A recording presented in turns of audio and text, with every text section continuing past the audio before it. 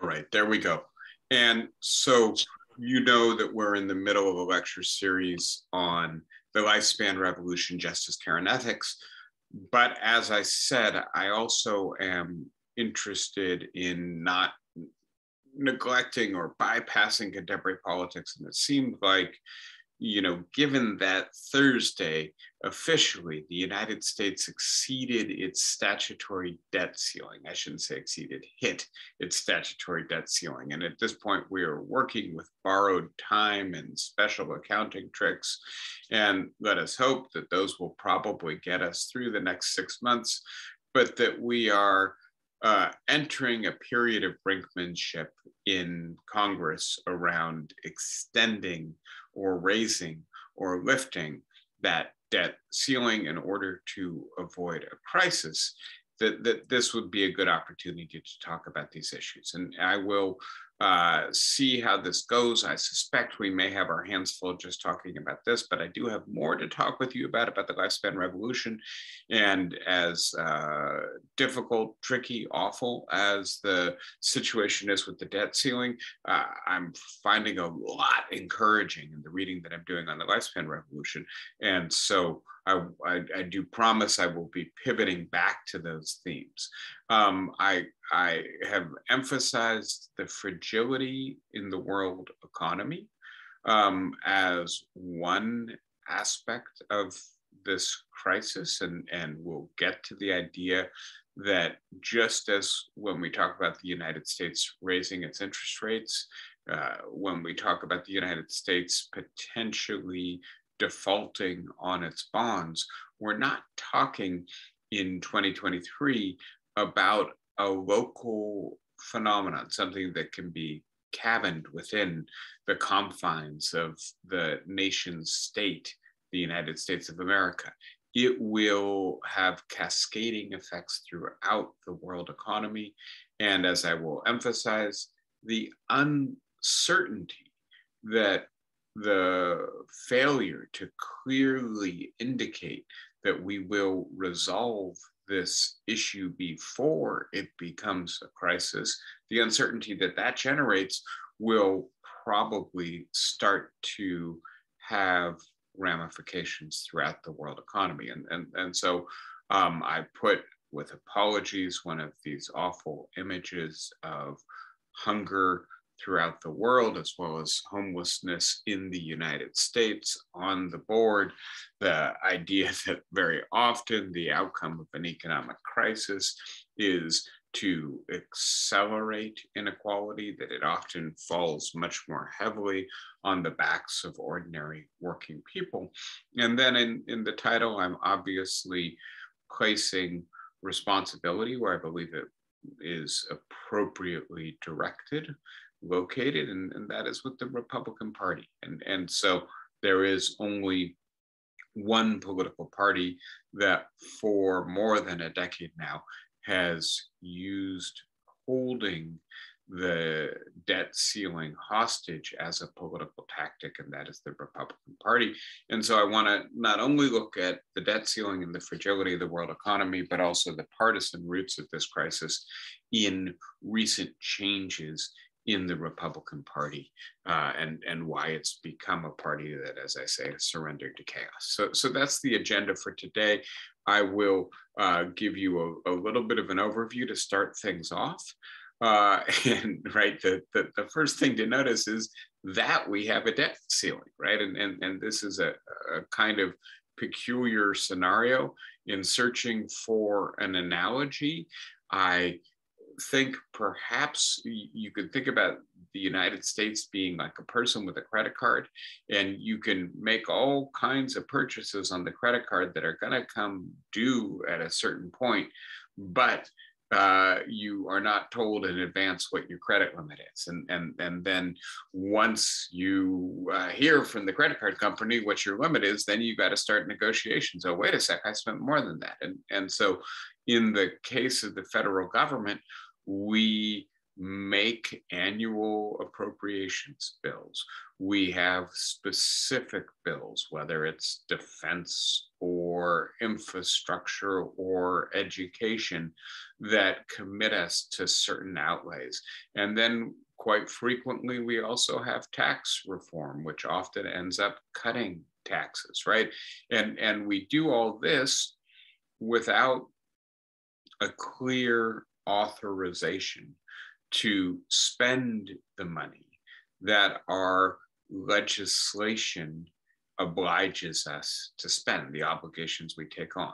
And so we then have to have a separate vote to say, oh, and by the way, we can spend that much money by borrowing the money that we don't collect through taxation. And so this gets us to, I think, the first structural root of the debt ceiling problem that the United States faces, which is that we have had a transition over the last 50 years from being a tax state, a state that collects the taxes necessary to pay its debts, to being a debt state, a state that borrows money from individuals and especially other states in order to cover its obligations. And so we have to go into debt, and we have to go into more and more debt in order to afford the operations of our government. And up until this time, the world has regarded the United States as a good investment, a safe creditor, a good risk. And so US Treasury bonds, and that's the primary way in which we fund our debt, are considered to be among the safest assets in the world. And they're bought from countries and individuals and corporations all over the world that are trying to hedge against risk or simply have a safe asset with which to store their sovereign wealth. And the result is that our treasury bonds are a global security, and there are trillions of dollars of them circulating, sold and resold, secondary markets used throughout the world. And so this is the reason why, right, it's not just that it's going to be a complete economic catastrophe if the US can no longer pay Social Security, Medicare, Medicaid, Obamacare, its own employees, furnish the services that its citizens rely on. That's one aspect of the crisis. The largest economy in the world will undoubtedly suffer should the government be forced to curtail its operations due to a lack of funding. But it is also the case that if we stop paying on our treasury bonds, or if there's a significant likelihood that we will, that those bonds will lose value. And given how integral they are to the global economy, that by itself can trigger a global economic fragility, right? And so very quickly, and I'll come back to the other issues on this slide in a moment, I've spoken with you in the past about the person who I think has the clearest, the most compelling, most synthetic analysis of this, a man named Wolfgang Streeck, who's a German political economist, taught and studied in the United States for a long time. His book, Buying Time, has a whole bunch of data and information, but the X-ray of this, the clearest synthetic presentation of this is this diagram, right? Which and this shows government spending as opposed to tax revenue in the developed world from 1970 to 2010. And as you can see, there's not a year over this period in which government spending has actually been fully covered by tax revenue, right? And so that's the fundamental structural root of the amount of debt the United States currently holds. And I should have put this other diagram on the board. What I can show you is that consistently over this period, especially beginning in 1980, the United States and other countries have cut taxes, right? We have reduced the amount of revenue our government collects. And again, just to be as clear as possible, this has been a long-standing conservative strategy going back to the 1970s. I know I don't need to talk with you about the tax revolt because it started, of course, in California. But having said that, right, a group of conservative, primarily Republican strategists came up with this plan. The programs that government provides are popular. And so politicians are unwilling to cut them. We cannot attack them directly, but guess what? Tax cuts are also popular. People love not having to give as much money to the government. And so if we want to cut Social Security, Medicare, Medicaid, infrastructure expenditure, the capacity of the government to regulate, because of course, enforcing and devising regulations is itself expensive, that we can do this indirectly by undercutting the capacity of the government to fund its operations, right? And so this is not just a accidental development. This is something that has been part of a political strategy for a long time. It hasn't worked. It hasn't worked in the sense that, for the most part, as you can see, government spending has continued to increase, even as tax revenue has failed to cover it. And here again, I think Streeck gives us a very compelling explanation, again, something that we've talked about before. The state is, in a sense, a servant of two masters. It requires, for its legitimacy, public support from its voters, from its electorate. And what that means, in effect, is that it has to provide programs that are popular. But at the same time, it has to do what markets want it to do. And markets don't like taxation. And so it has been running debt in order to try to keep both voters and markets happy. And that gets us to the place where we have $31 trillion in debt in our government. So that's the first, I think, critical piece of background as to why we have so much debt. The second aspect of this has to do with the fact that people are, or countries are, willing to fund American debt, right? And we could talk about China and the Saudis, for instance, countries that have run large trade surpluses, that have produced more than they consume, that have governments that control a lot of those revenues, whether it's the petrodollars in the case of the Saudis, or the revenues from sales to foreign countries of manufactured goods, as is the case with China. And a lot of that wealth that is generated has flowed back to the United States in the form of funding for our debt, right? The treasury bonds are purchased by other countries, corporations, individuals.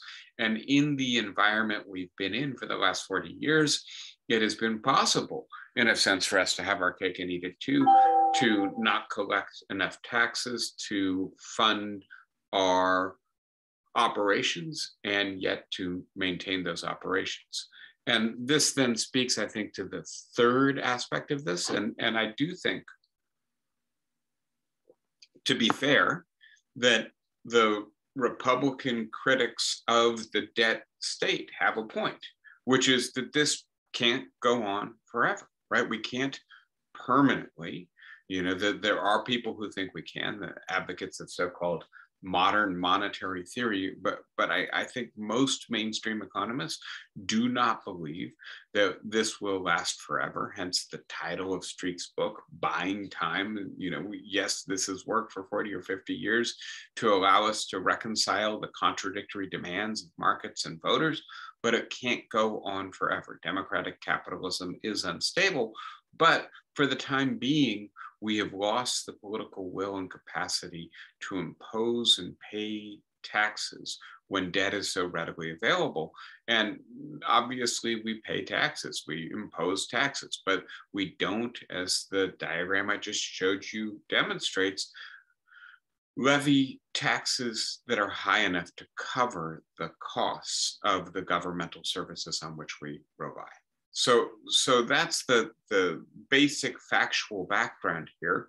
And then I want to add very quickly, right? We're entering a period of debt ceiling brinkmanship, and let us be as clear as possible about this. We witnessed a couple of weeks ago the standoff over Kevin McCarthy's appointment to the position of Speaker of the House.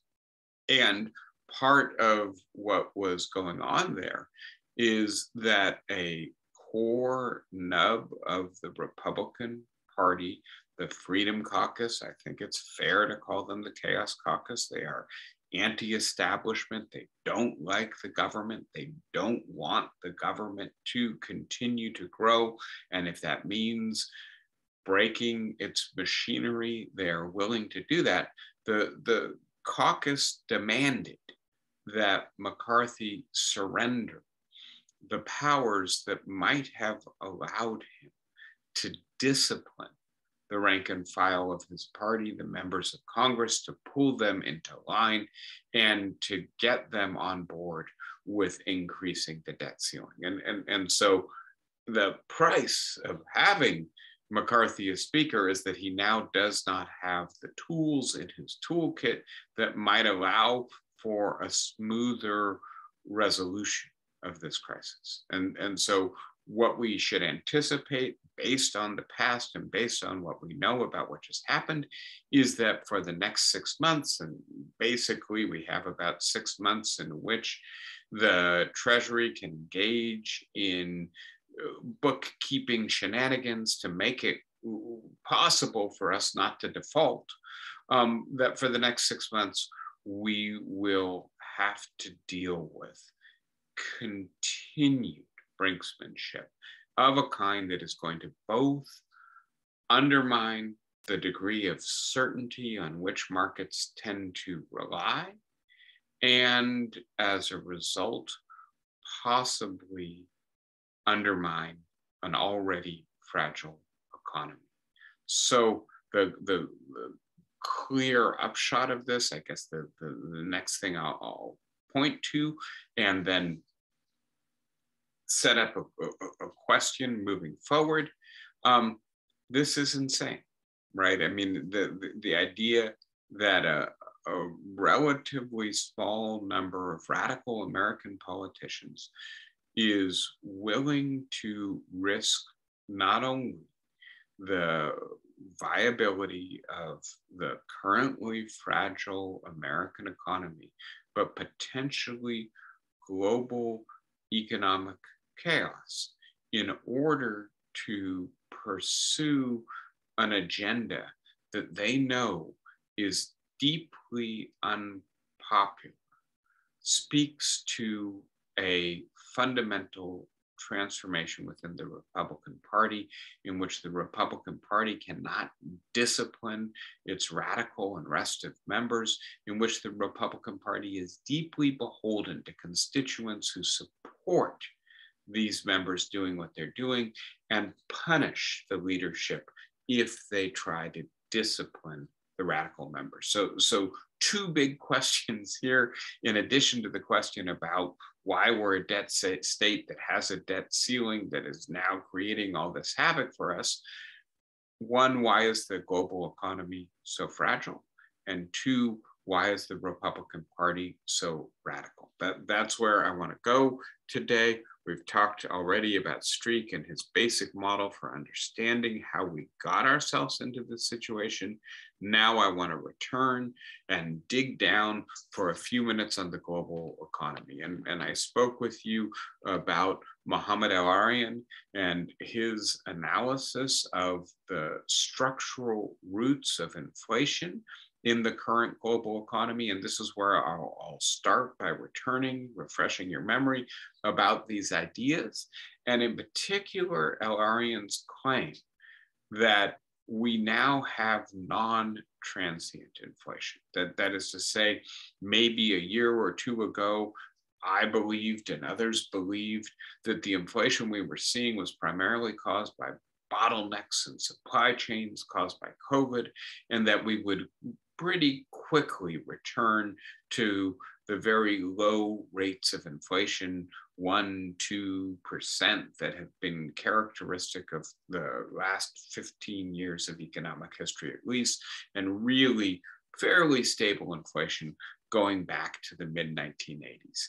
And what Al-Arian argues, and I think argues quite persuasively, we can't be 100% confident about this, but I think it's worth bearing in mind that if he is right, then the global economy is shifting in important ways. That the forces driving inflation today are not short-term problems caused by COVID, but long-term problems caused primarily by shifts in the nature of the global economy and in labor markets in developed societies, and that we should add to that climate change as a potential future source of inflation. And all of that suggests that we need to be prepared for higher levels of inflation in the medium range future. And what that means, among other things, is that central banks will be much more constrained in their capacity to fight recessions and financial crises, because in addition to trying to stimulate the economy, should growth become anemic or a contraction actually occur, they will also have to have one eye on fighting inflation, and that tends to prevent them from aggressively lowering interest rates. This is the problem we saw in England a few months ago that led to the shortest prime ministership in modern history. So what are these forces generating long-term inflation? First, the fact that we are shifting from a kind of globalization where corporations simply scour the globe for the cheapest source of the supply that they need for making what they make, and hence the cheapest labor costs, because, and this was a trend that predates COVID, but then COVID amplified and accelerated this development. It turns out that in the 2020s, resiliency, the reliability of the supply, the capacity of the supplier to get the good to the manufacturer just when they need it, is perhaps more important than efficiency, than getting the good at the lowest cost. And so there are different ways to put this. Some people are talking about homecoming, we're bringing the stuff that we outsourced back home. Some people are talking about nearshoring or friendshoring as opposed to offshoring. You don't put things wherever it's cheapest, you put things where it's transparent, it's reliable, it's resilient, even if that means paying more for the good. And so manufacturers of electronics, of automobiles, of appliances, of home furnishings are all doing this. And the result is that the cost of everything is going up. And there's no reason to believe that that trend will reverse. At least that's what Al-Arian suggests. So that's item number one. Item number two, labor shortages. And we spoke a fair bit about this. And one of the big factors here is that older people are retiring earlier.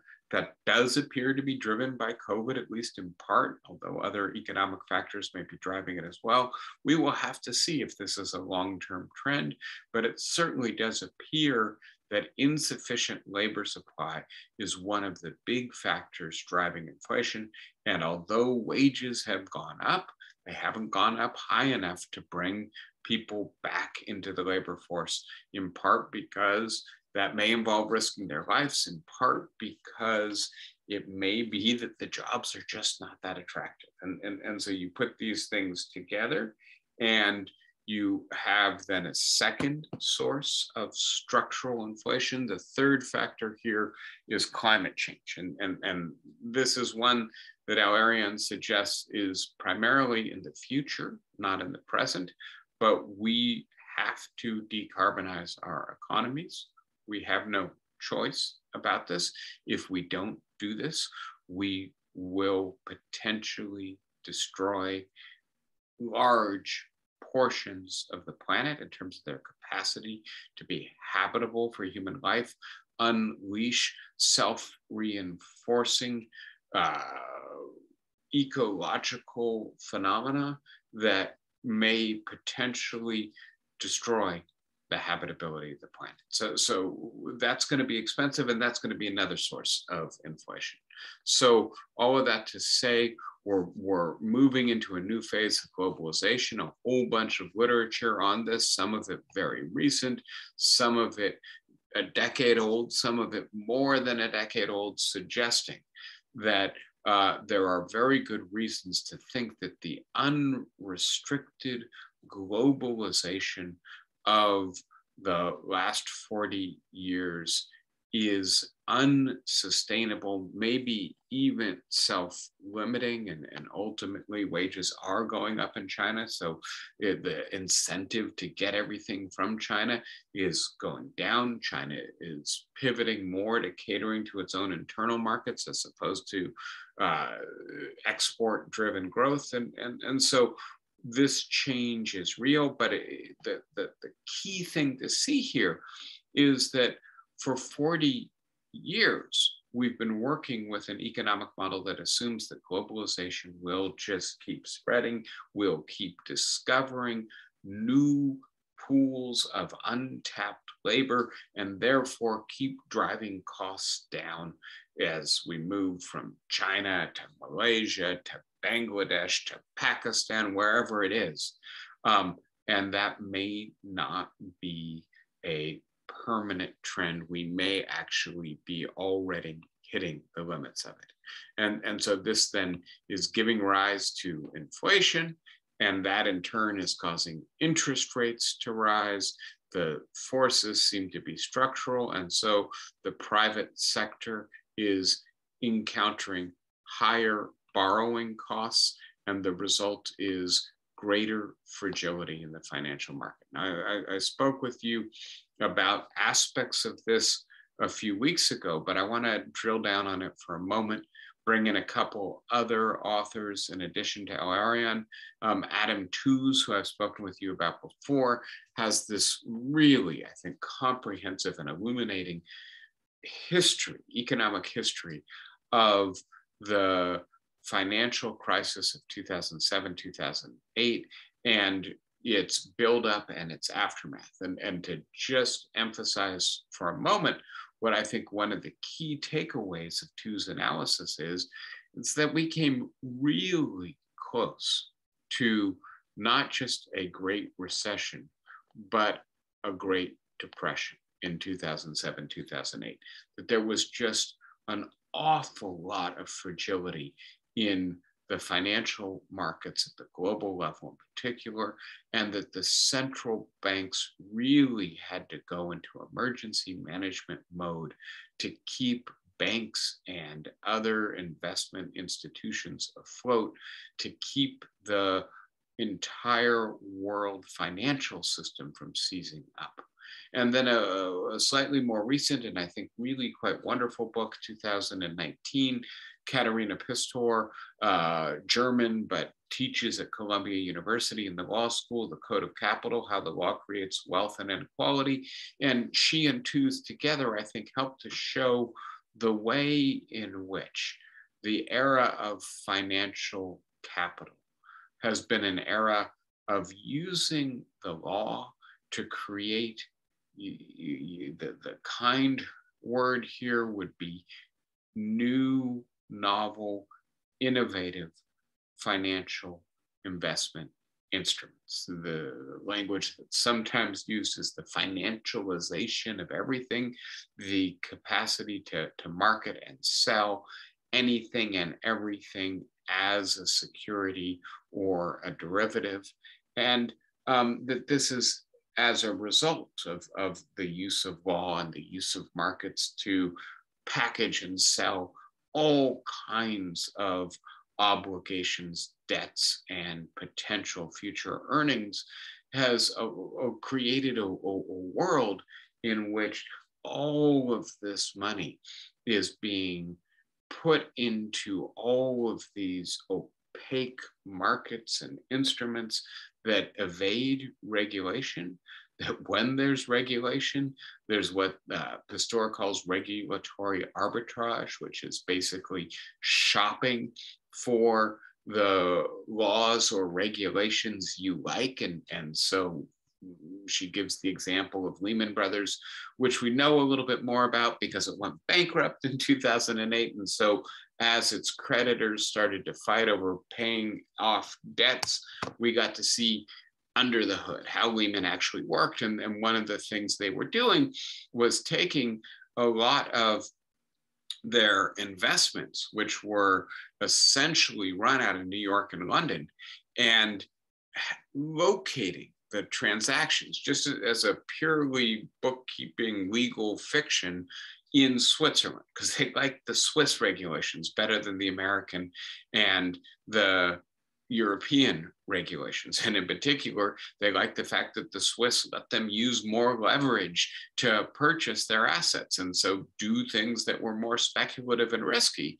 And so this new kind of market has allowed for leverage and risks on steroids. And this is definitely and strongly related on Two's and Pistor's and others' analysis, Al-Arian as well, with the fact that since 2007, the markets have been highly reliant on the central banks to fight against economic slowdowns. And central banks have done this by creating a near zero interest rate borrowing policy. And that's true of the Federal Reserve, the European Central Bank, and other national banks as well. And done so in combination with what's called quantitative easing, with the banks actually throwing a lot of money into bonds and hence into the economy. And the combination of the zero interest rates, the easy money environment, and the use of these complex financial mechanisms to invest, speculate more and more, evade regulations more and more, is a climate in which there's just an awful lot of leverage, speculative buying of derivatives, debt-backed obligations, et cetera. And that these new economic sources, these new forms of investment and financialization, really don't have anything to do with the real economy. And so this is a lot of licensed speculative investing. And it's not produced sustained and inclusive economic growth, narrowly benefited investors instead, but it is nevertheless the way the current financial system is structured. And to flush some of the risk and leverage out of the world economy is going to be complicated, costly, and risky. It's going to take the appetite and the will to extend regulatory regimes and to gradually dial back the level of leverage and risk built into the current financial system. This means that our financial system right now is already very fragile, right? And having said that, the idea that in the middle of this, the most trusted, the most valuable asset, the one that all of these financial actors use to hedge against all these risks, the treasury bond, could be undermined, is really flirting with disaster, right? And so we see some of the signs that the markets are reckoning already with the idea that there's too much risk, too much leverage, too much financialization. Crypto is a clear example, but please note that the stock markets in general came down 20% to 30% last year. And I think that we need to recognize this reckoning is probably not over, and we don't need to accelerate or amplify it, but certainly violating the debt ceiling would do exactly that. I've shown you this many times before without really having the capacity to explain it, and I will immediately cop to that because, in a sense, the point of Adam Tooze and others who talk about polycrisis as a new structural problem in the global economy is that we have interacting risks that are often impossible to detect. How will the increase in US interest rates affect food prices in Africa and Latin America? Will they also affect the Eurozone and its sovereign debt? Will they have implications for the capacity of the Ukrainians to continue to fund their war, right? All of these things are actually interconnected in ways that we don't understand until the crises actually manifest, right? And so because we're in a much more globalized, interconnected world, because our investments now are so global in their scope, because there's so much leverage, speculation, risk in this system, the idea that one crisis can spill over and create another crisis, which in turn can spill over and create a third crisis, which in turn can come back and amplify the first crisis. That's what the idea of polycrisis and these kinds of ridiculous pickup sticks documents are meant to show, right? All right, so that's topic number one, right? Why this is not the right time to introduce further uncertainty, risk, volatility into the global economy. Topic number two, then why in the world is the Republican Party doing this? And here I want to do a little bit of work on the history and the recent history of the Republican Party. I've spoken with you before about Matthew Continetti, very eminent conservative journalist, and his 100-year history of the conservative movement in the United States called the right. I'm also going to bring in Nicole Hemmer, a historian at Vanderbilt University, who does, I think, a couple really good histories of the Republican Party in the post-war period. And the most recent book from a couple years ago, Partisans, the Conservative Revolutionaries Who Remade American Politics in the 1990s, right? And so the starting off point here, and it comes from Continetti, is that the Republican Party has really, for the last 100 years, been a more or less stable coalition between two rather different constituents. The first is a mainstream pro-business wing, and for a long time it was an anti-communist wing. It was at points also an anti-Islamic terrorist wing. And when I say it's a wing and a constituency, I don't just mean that there were big donors who are pro-business. That's obviously true, but that there was a substantial portion of Republican voters who supported the policies backed by those donors, those funders, those elites. But the uncomfortable marriage was with a separate strain, a populist sometimes religiously fundamentalist, ethno-nationalist, anti-establishment wing. And so we can go back, as Continetti does, to the beginning of the 20th century and fundamentalist critiques of the idea of teaching Darwinian science in our schools, forward to the middle of the 20th century and the John Birch Society, forward still further to the supporters of Pat Buchanan, Ross Perot, and then eventually the Tea Party and Donald Trump. And so, as you can see in Continetti's analysis, the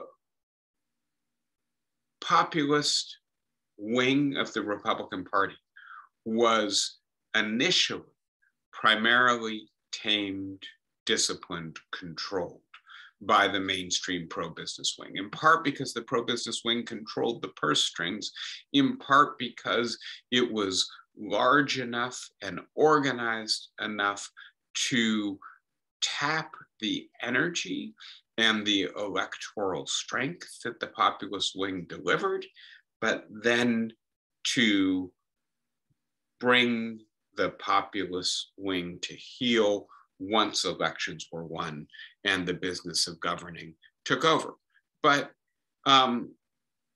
over the last 30 years, and here I think Hemmer is really helpful, the Republican Party has lost the capacity to control the populist, ethno-nationalist, anti-establishment wing, and in particular, recent elections in terms of speakers of the House going back to Newt Gingrich, the difficulty that people like Paul Ryan, who was more in the mainstream wing, have in controlling their own members within Congress, and then the victory of Donald Trump represent the reversal here in fortune, with the populist, ethno-nationalist, anti-establishment, fundamentalist wing of the Republican Party becoming the dominant wing in the party structure.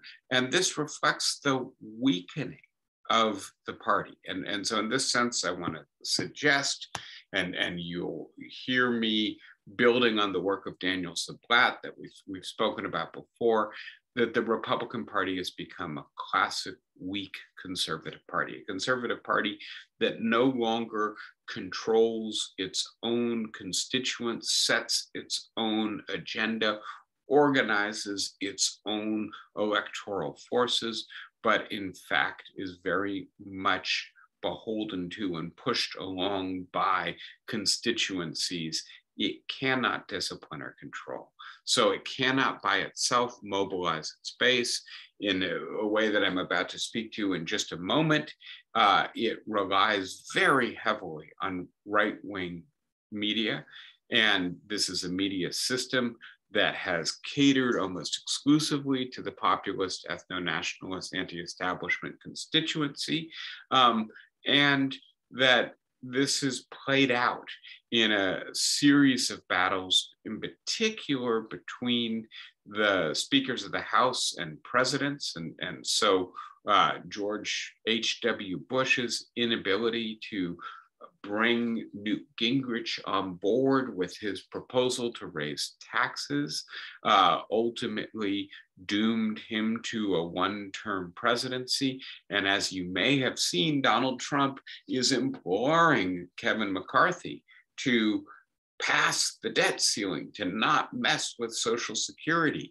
And please note, right, that although this wing of the Republican Party has ascended and become much more powerful, what it is demanding in terms of radically scaling back governmental programs that are very popular and ultimately risking crashing the economy in order to generate the leverage to do so, this is not just destructive, it is potentially self-destructive. And so the reason that somebody like Trump is reaching out, and I think in a way that is mainly impotent, he doesn't have the power to actually discipline these members, reaching out to try to get them to back off from this craziness, It indicates that at least Trump gets the electoral math here. If the Republican Party gets blamed,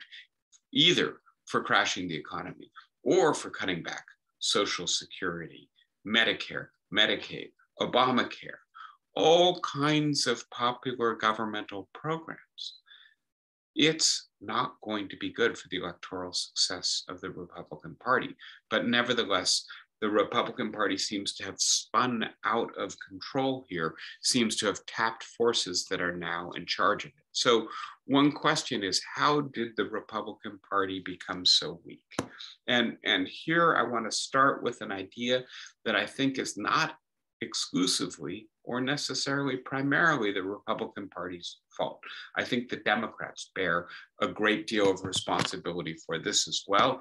It's part of the reason that the anger and resentment in American society right now primarily goes into Republican Party efforts, gives them the energy, is because the Democratic Party is not seen as a reliable vehicle for meaningful policy to address the fundamental unfairness of the American economy.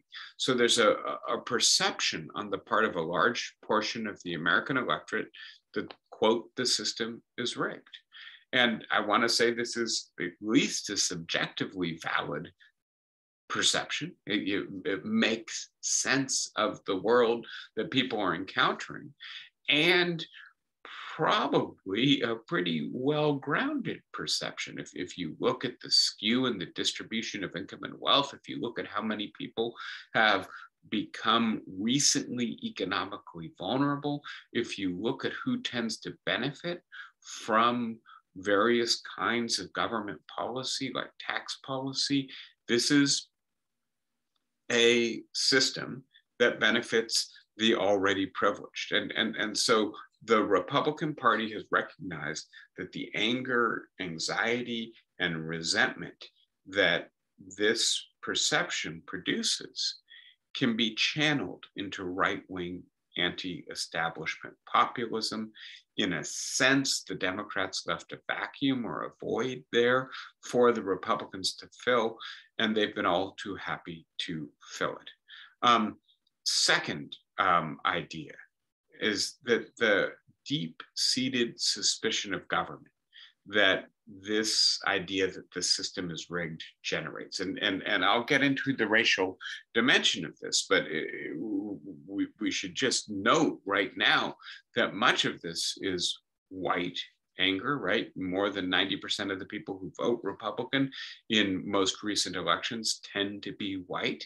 And the idea that the government is, on the one hand, working for the wealthy, and on the other hand, working for minorities and immigrants, and that the wealthy and privileged care more about minorities and immigrants than they do about working class whites. All of this is part of the toxic stew that is powering the Republican insurgent view of government. This results in the absence of a positive policy agenda and its disciplining effects. Sorry, I didn't get effects in there. And this means that, in a sense, the Republican Party has stopped being a party of government, right? It stopped caring about having the capacity to pass laws. The only laws it seems to really care about are tax laws, which they try to cut in order to undercut the funding for other aspects of governance, right? And so when a party stops caring about producing a positive policy agenda, it tends to become less disciplined in the way in which it approaches governing. And I think we saw that very much in evidence with the Kevin McCarthy speakership votes. Third aspect of this is that for a long time, the degree of cohesion and discipline commitment to a positive governance agenda on the part of the Republican Party, and hence the power of mainstream pro-business, pro-establishment Republicans relied on an external enemy. Originally, during the Cold War, this was communists, and then for a while under George W. Bush, this was Islamic terrorism. But that as first communism fades, and it's worthwhile noting, right, Newt Gingrich, Pat Buchanan come to the fore in the period in between, right, the end of the Cold War and the beginning of the War on Terror. And then as the War on Terror loses its capacity to mobilize the country and Republican voters in particular, the shift is to internal enemies. And part of the claim here is that the Republican Party is a movement party more than a policy party. Matt Grossman has done very good research in political science on this. And so the internal enemies may be the other party, maybe racial minorities, maybe atheists or non-Christians. It may be other Republicans, Republicans in name only, people who are not orthodox or radical or anti-establishment or populist enough, but that this is a party that has primarily defined itself not with a positive policy agenda, but with negative partisanship identifying enemies. And that a party that is increasingly beholden, as I said, to right-wing media, where the media system transformed first through AM radio, then through Fox News, then through social media to be narrowcast, right? It's not trying to reach anyone but its true believers, and it's suggesting to them that radical fidelity to an uncompromising agenda is the true expression of a conservative identity. So that the kind of compromise, deliberation, and collaboration that democracy in general requires, and that our system of government in particular relies on, is anathema. It's betrayal, as far as many of these Republicans are concerned.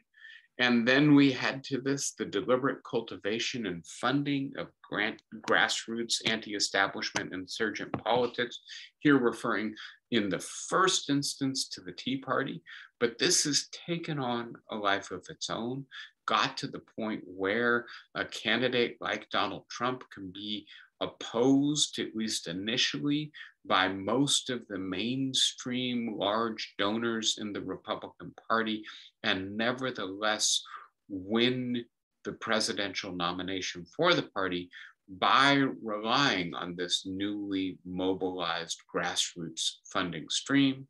And then finally, and I think this is really important to see, that George W. Bush actually plays an important role in enabling the transformation of the Republican Party into this kind of populist party, because when Bush was president for 2 terms, what did he do, right? He went to war in Afghanistan and Iraq. It turns out that those wars are actually kind of unpopular with the Republican base and right-wing media personalities.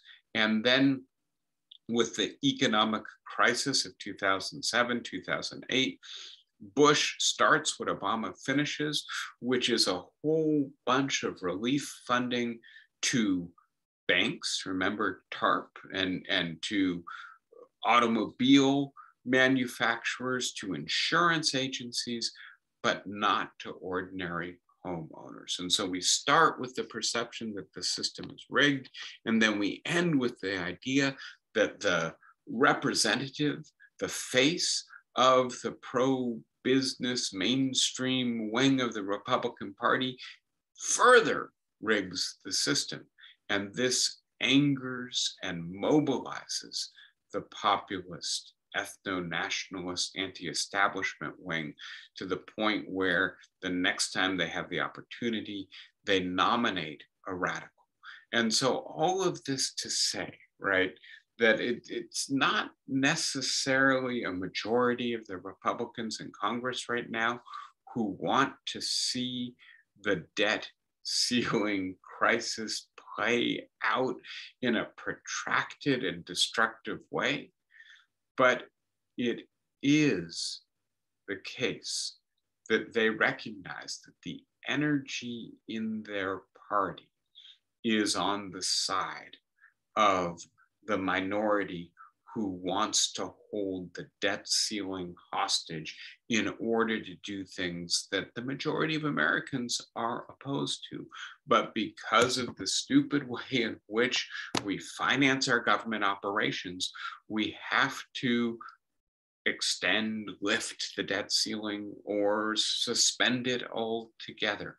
And this gives tremendous leverage to this small group of radical Republican legislators. And the mainstream of the Republican Party is intimidated and disempowered relative to them.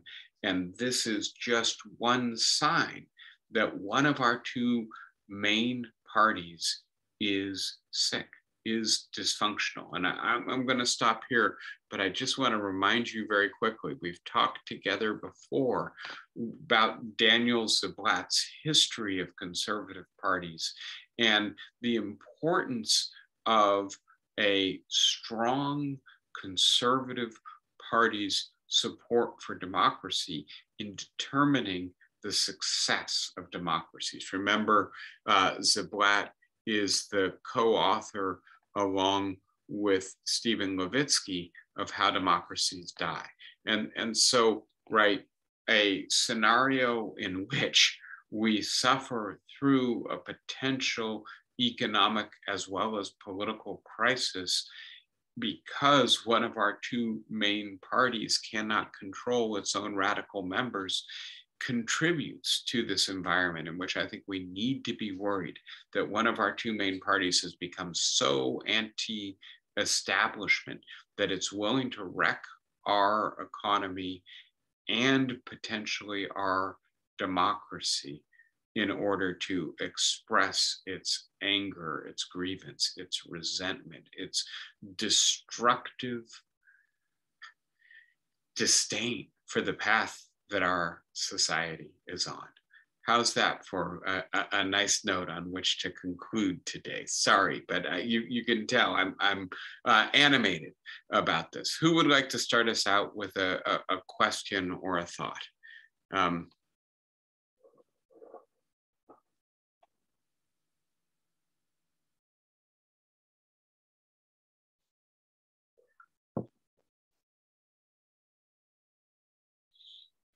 Bob, go ahead.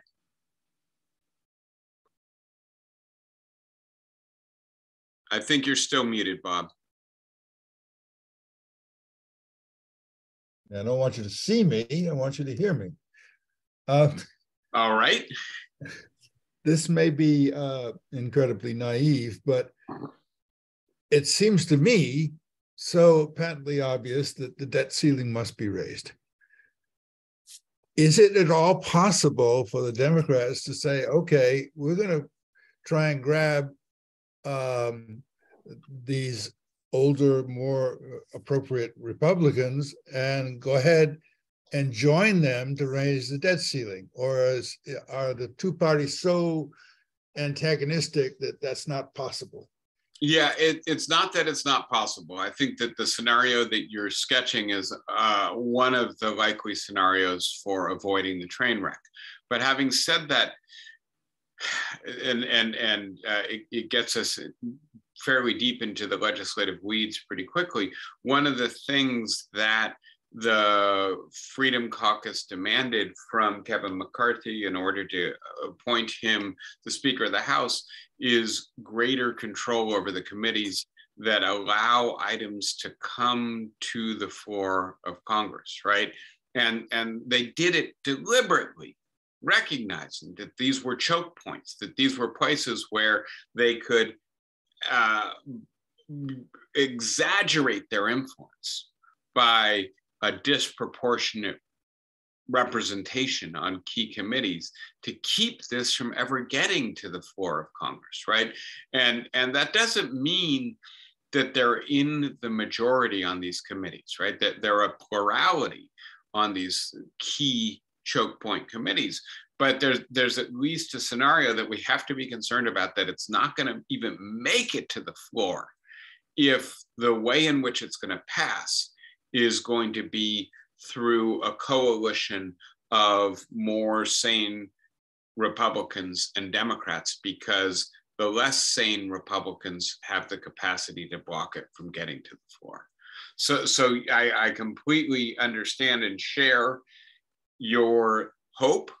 It's just, this was anticipated, and there are at least strategies for blocking it that are being developed and have been put in action already by the Freedom Caucus, by the more radical Republicans. So who are the people that are smart enough in the Republican Party to anticipate that and pull these things off? You know, I can't recognize any of them. You know, there doesn't seem to be any true intellectual substance to them. Yeah, and so let me point to Paul Ryan, right? You know, the previous Republican Speaker of the House, who, you know, you may not like his politics, but he's serious, wonkish, committed to getting policy through, even if that policy involves radically scaling back the New Deal stake, right? There are people like Paul Ryan, and they actually have risen to leadership positions, and then they resign, Got kicked. right? Because they can't get done what they need to get done, because they're so frustrated, because they recognize that the power in the Republican Party right now is not with the mainstream people interested in governing and legislating in a conservative direction.